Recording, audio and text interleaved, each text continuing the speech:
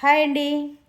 మా కమ్యూనిటీలో మేము జరుపుకుంటున్న వినాయక చవితి వేడుకల్లో రెండవ రోజు ఎలా జరిగిందో ఇప్పుడు మనము చూద్దామా.